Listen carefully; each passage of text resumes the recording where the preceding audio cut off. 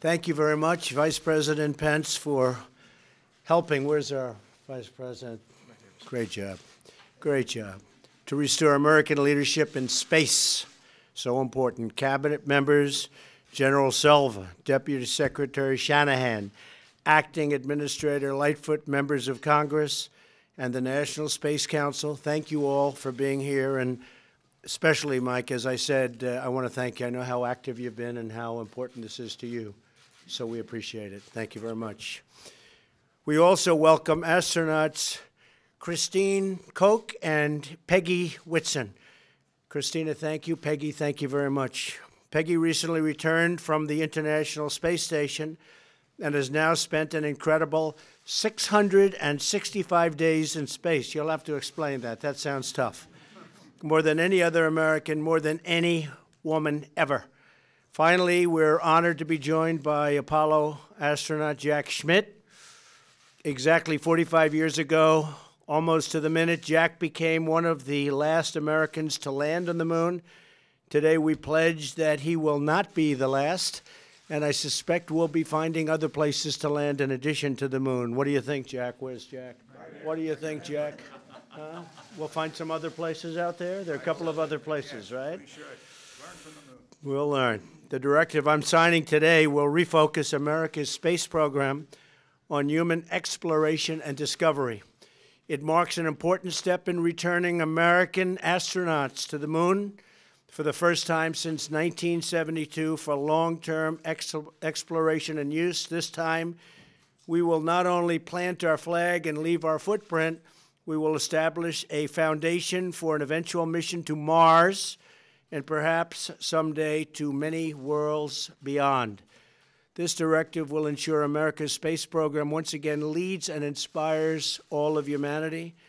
The pioneer spirit has always defined America, and we're picking that up in many other fields. I think you see that. I think it's obvious. All you have to do is look at what's happening with the markets and all of the great things that are happening. We're leading in many different fields again, and it'll get more and more obvious as you go along.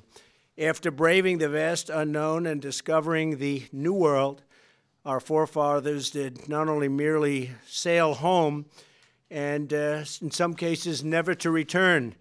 They stayed, they explored, they built, they guided, and through that pioneering spirit, they imagined all of the possibilities that few dared to dream. Today, the same spirit beckons us to begin new journeys of exploration and discovery, to lift our eyes all the way up to the heavens and once again imagine the possibilities waiting in those big, beautiful stars if we dare to dream big. And that's what our country is doing again. We're dreaming big.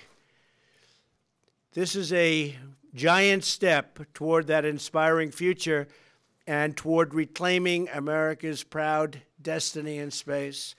And space has so much to do with so many other applications, including a military application.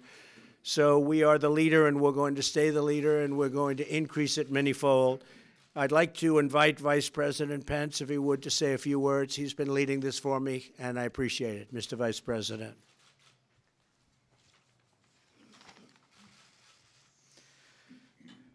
Mr. President, thank you. And thank you for your leadership, and thank you for the honor to be here today in my capacity as chairman of the National Space Council for what I believe is a momentous occasion in the history of American space exploration. To all the extraordinary leaders who are gathered with us today, to members of Congress and the pioneers of space exploration who are gathered here, we thank you. We thank you for all you've done to serve our nation and expand the horizons of human knowledge and advance American leadership in outer space.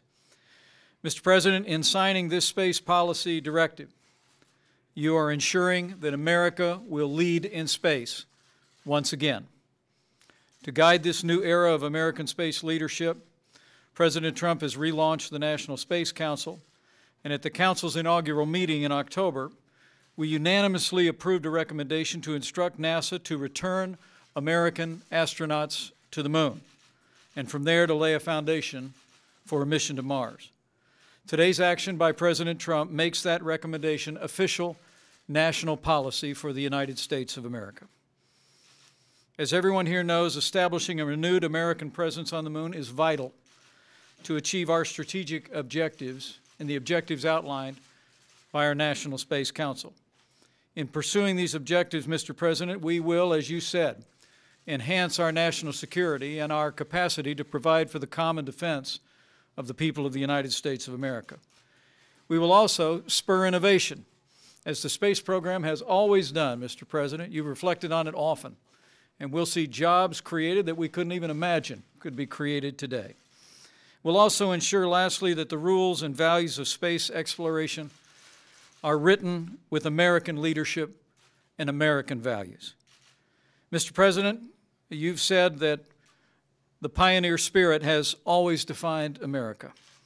And by your action today, with this clear vision, returning Americans to the moon, preparing to lead to Mars and beyond, you are ensuring, Mr. President, that America will lead in space in the future and for generations to come. And I thank you for the honor of being a part of this. Okay, Mike, thank you. This is very exciting and very important for our country. And it also happens to mean jobs. Jobs. And we love jobs too, right? Absolutely. Congratulations.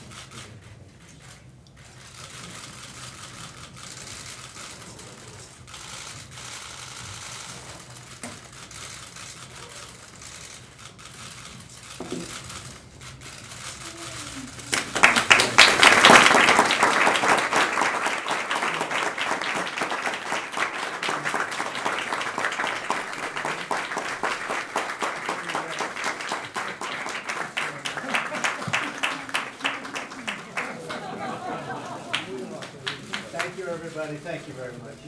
Good. I like it. Thank you very much, everybody. Do you have any comment on what happened today in Manhattan?